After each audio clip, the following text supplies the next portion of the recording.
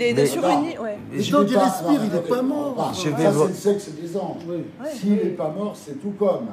Non, pas forcément. Merci, monsieur Thierry Ardisson. C'est pas parce qu'on ne bouge pas qu'on n'est pas mort.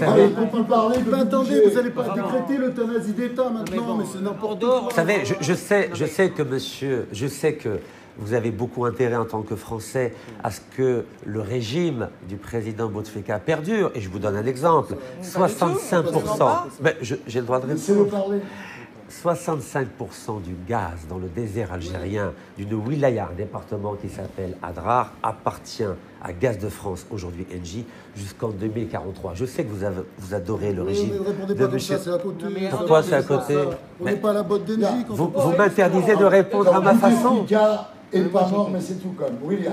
J'ai du mal à comprendre votre légitimité à en parler. Il ne faut pas m'inviter, cher monsieur. Moi, je ne suis pas la puissance invitante. Moi, je suis la puissance invitante. Et je vous invite pourquoi? Je suis qu'un employé. Parce qu'aujourd'hui, en Algérie, qui sont les candidats qu'on connaît à part Rachid? Non, mais excusez-moi, Rachid Nekaz, moi je l'ai connu indemnisant les femmes qui transgressaient la loi française en ce qui concerne le voile islamique. A priori, ça ne vous donne pas un magistère intellectuel et moral particulier pour parler de ce qui se passe en Algérie. Et par ailleurs, le fait que vous présentiez par l'intermédiaire de votre cousin, ça ne vous confère pas non plus un sérieux particulier. C'est pas pire que de se présenter à un 5e mandat quand on est mort. Hein. Je ne dis pas le contraire. Alors, je peux faire une petite remarque? Mais je vous y invite expressément. Merci. Alors d'abord, ce n'est pas le voile islamique qui est autorisé en France, mais le niqab. Niqab qui couvre, on va dire, le visage dans son intégralité. Si j'ai décidé de payer, et je continue à payer les amendes concernant les femmes qui portent le niqab librement en France et dans 8 pays européens, c'est parce que j'ai une attitude voltairienne. Et je crois que M. François-Olivier Gisbert peut me rejoindre sur cette thématique. Voltaire avait défendu la dignité. Je peux vous donner un cours de philosophie si vous le souhaitez. Non, mais donnez-moi des cours de philosophie. Moi, je sais que vous avez dépensé quand même 317 000 euros vous avez dépensé 317 000 euros pour payer des amendes aux personnes qui portaient des niqabs et vous vous déclarez musulman laïque. Moi, j'ai du mal à suivre. Alors, Voltaire n'était pas protestant, mais il a défendu la dignité de M. Calas, qui avait été condamné par le tribunal, le Parlement de Toulouse. La comparaison n'est pas raison. Je peux finir. Et il a réussi à réhabiliter la dignité et l'honneur de M. Calas. Et Voltaire disait, pour schématiser, même si je ne suis pas d'accord avec ton opinion ou ta philosophie, je me battrai jusqu'à la mort pour que tu aies le droit de l'exprimer. J'ai écrit un livre qui s'appelle Le Voltaire du niqab et qui explique ma démarche et mes combats dans 20 pays depuis 18 ans. Et si je peux me permettre, je défends aussi la liberté des femmes qui refusent de porter le voile en Iran. Je me suis rendu... Vous payez quoi pour elles?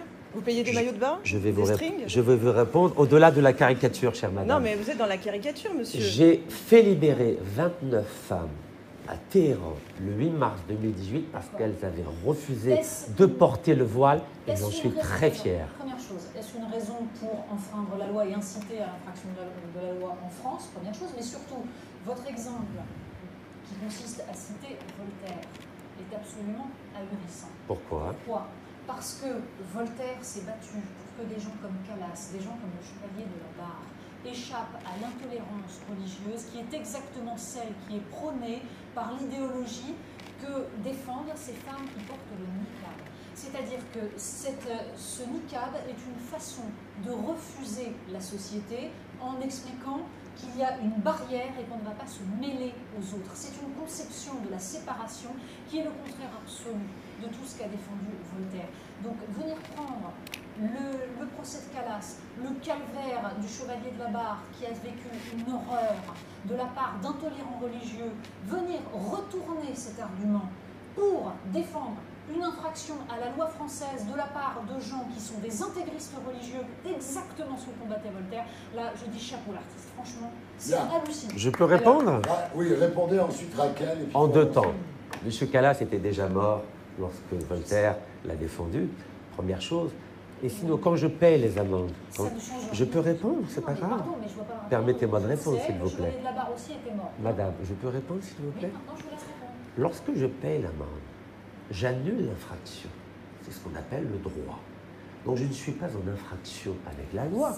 Ce sont, Madame Polony, lorsque je paie l'amende, j'annule l'infraction. En droit, ça c'est pas vrai, monsieur Nécaz. Si, madame, vous êtes avocate et vous le savez. Bah oui, donc le principe. Au contraire, quand on a une contravention, vous payez la sanction, point barre. Voilà, madame, lorsque je paye l'amende, je vais pas vous faire vous aussi un cours de droit. J'annule l'infraction. C'est pas le bon terme. Annuler, c'est pas le bon terme. Je suis prof. Pas le bon terme. Madame, en droit, c'est le bon terme. Le paiement de l'amende annule l'infraction. Vous incitez les hommes à imposer le port de la burqa à des femmes qui le veulent. Cher monsieur. Monsieur, je ne vous ai pas serré la main, ça ne vous aura pas échappé. Je crois très sincèrement que vous avez préféré la cravate à la barbe. Il me semble que vous êtes un islamiste bon teint, certes, mais un islamiste. Vous cautionnez toutes les dérives de l'islamisme radical en France, vous les incitez, vous êtes un proche ami de Tariq Ramadan, vous avez d'ailleurs manifesté pour sa libération, vous vous targuez d'être proche des milieux islamistes et de pouvoir leur parler. Moi, je ne vous serre pas la main. Je pense que si vous êtes l'alternative aux Algériens, l'alternative à Bouteflika en Algérie, je suis très inquiet pour eux. Je peux répondre, Malais, je peux répondre. Vous ne m'avez pas serré la main et donc je ne vous répondrai pas. Non, moi je voudrais juste apporter un truc, un argument un peu plus nuancé. Je trouve que tu es un peu le traité d'islamiste comme ça. Moi je pense que peut-être que c'est une stratégie politique, parce que le New York Times vous a baptisé le Zorro du niqab. Je pense que c'est une manière de caresser dans le sens du poil les barbus pour peut-être séduire les futurs votes conservateurs. Non, c'est pas un islamiste. Je vais vous répondre. Alors, attention. Je vais vous répondre. Revenons un peu à l'Algérie, parce que là on a beaucoup parlé de la France et du niqab et des infractions en France. Ah non, mais je m'étonnais que quelqu'un qui s'occupe de la France et du niqab fasse sa campagne en Algérie. C'est tout ce que je disais. Je n'étais pas sur le fond de la philosophie. Ça, Gilles William, ce sont les Algériens qui décideront quel est le rapport qu'ils ont à M. Nécaz. Je donnais mon point de vue très modeste. Ce qui m'intéresse, c'est de constater qu'après une décennie sanglante et voilà, un rapport à la religion qui est ce qu'il est aujourd'hui en Algérie, on constate un mouvement qui n'est pas marqué par la religiosité. Ce sont surtout des jeunes, des femmes, voilà. Ça n'est pas du tout marqué par la religiosité. Donc, est-ce que vous ne trouvez pas du coup que vous, ce que vous faites en France et ce dont, voilà, ce qui provoque l'indignation à juste titre de mes camarades, est-ce que vous ne trouvez pas que ça pollue le mouvement populaire qui a lieu aujourd'hui en Algérie pour une démocratie politique dans le plus grand pays de notre voisinage français? Vous savez, en Algérie, ils savent faire la distinction entre mes combats pour les libertés, parce qu'il faut savoir que je paie aussi toutes les amendes des militants des droits de l'homme en Algérie, et ce ne sont pas des islamistes, et mon combat pour incarner l'espoir pour la jeunesse algérienne. Si aujourd'hui je suis l'incarnation de l'espoir et d'un changement pacifique non islamiste en Algérie, c'est parce que la jeunesse algérienne me fait confiance. Je suis le seul qui est capable, en une minute dès que j'arrive dans une ville algérienne, de rassembler 10 000 personnes. Aucun homme politique ne le fait. Vous, votre Rachid Nécaz. C'est ma dernière question, parce qu'aujourd'hui la jeunesse, l'une des choses que demande la jeunesse à la plupart des candidats, c'est de ne pas se présenter justement pour ne pas cautionner cette élection présidentielle. Alors n'avez-vous pas le sentiment qu'en maintenant cette candidature qui est celle de votre cousin, mais quand même c'est une candidature, n'avez-vous pas l'impression d'aller justement à l'encontre de ce qui est demandé par la jeunesse algérienne actuellement? Je vais vous répondre très simplement. J'ai étudié l'histoire et la philosophie à la Sorbonne, et ça me sert pour ne pas réitérer des erreurs qui ont été commises par le passé. Il faut savoir qu'en 1991, le processus électoral a été interrompu par l'armée algérienne, car l'armée ainsi que la société civile refusaient de voir la victoire du Front islamique. Ça a sauvé la heureusement. Je peux finir. Qui a gagné. Ça fait une république islamiste de moins. Je suis désolé. Je peux répondre si ça vous embête pas. Allez-y. Donc ce fils, donc Front islamique du salut, qu'on l'aime, qu'on ne l'aime pas, qui a gagné démocratiquement. Qu'est-ce qui s'est passé après? Il y a eu 10 années de guerre civile. 100 000 morts, nous le savons. À tous ceux et celles qui aujourd'hui, en 2019, oublient l'histoire politique algérienne et qui demandent l'annulation de cette élection présidentielle sont, à mon sens, irresponsables. Nous avons des institutions en Algérie. Nous avons la police, nous avons l'armée, nous avons la diplomatie, nous avons un conseil constitutionnel. Je ne souhaite pas qu'il y ait d'ingérence dans mon pays pour qu'il y ait annulation de cette élection présidentielle. Et je souhaite, je peux finir s'il vous plaît?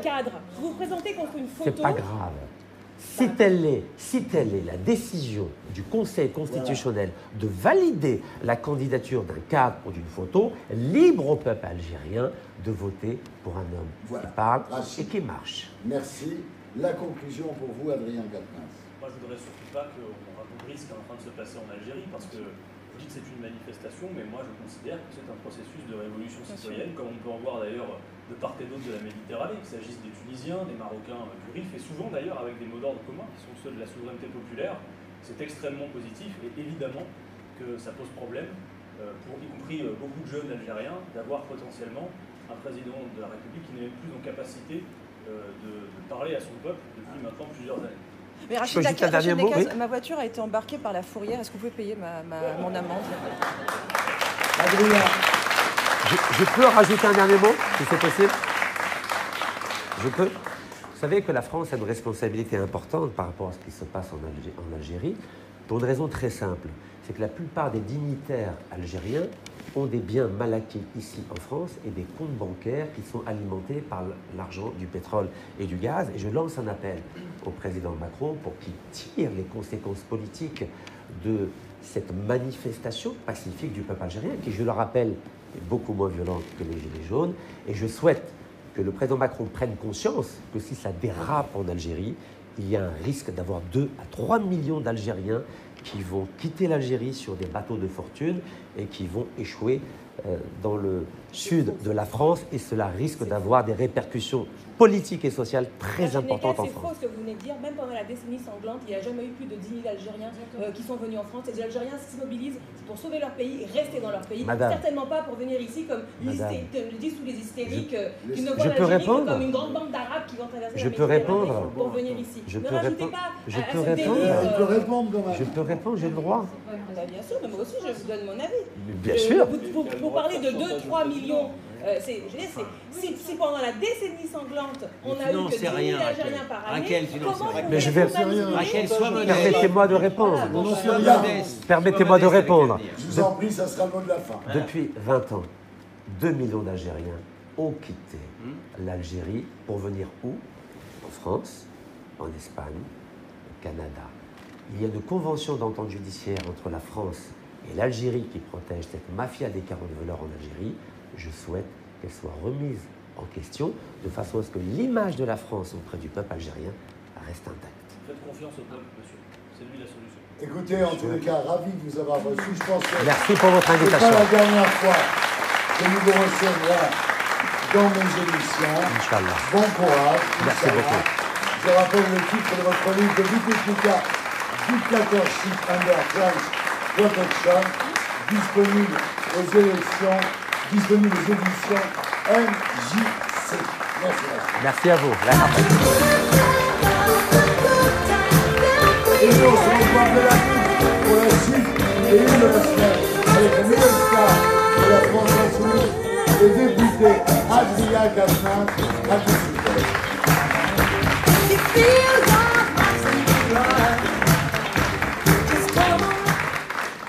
Bon, alors là, on est entre nous. Moi, je vois pourquoi vous êtes tellement agressif avec Rachid. On n'a pas été agressif du tout. Mais pas du tout. On n'a pas été agressif du tout. Vous êtes agressif, mais très bien. Moi, si j'étais algérien, je préférerais avoir il s'en est plutôt bien sorti. Mon cher Thierry Ardisson, vous savez que la France m'a affiché S. Et à chaque fois que je suis à la police des frontières, je passe une demi-heure. Oui, je sais, mais c'est pas grave. C'est pour ça que j'en ai pas parlé. J'en ai pas parlé. Bonne chance d'y arriver. Inch'Allah. Par rapport au peuple algérien, tout ça. Parce que aujourd'hui, ils ont besoin de quelqu'un qui est bien, qui présente bien, qui est moderne. Oui, correspond au truc. C'est fini le FLN, c'est fini. C'est has-been. C'est sûr que le FLN, c'est fini. Pour votre information, ma femme est américaine, elle ne porte pas le voile. Juste pour votre information. Mais vous voyez, vraiment le truc où vous faites le pire, c'est quand même sur l'ICAD. C'est pas possible. C'est pas une très bonne. Je défends la liberté. Vous le savez, je défends. C'est pas la liberté. C'est marrant. Ça vous intéresse pas ce que je fais en Iran quand je fais libérer? C'est très bien. Je fais les deux. Faites pas l'autre. Faites pas l'autre. Il n'y a pas besoin. Je fais les deux. C'est comme ça, on va y arriver. C'est trop dur. Merci beaucoup. Au plaisir. Hein. Merci encore. À bientôt. On va le faire là. Merci beaucoup. Bye bye. Je vais vous déséquiper, vous. Merci, c'est gentil. Alors il l'a mis au pantalon. Il l'a caché. Ouais.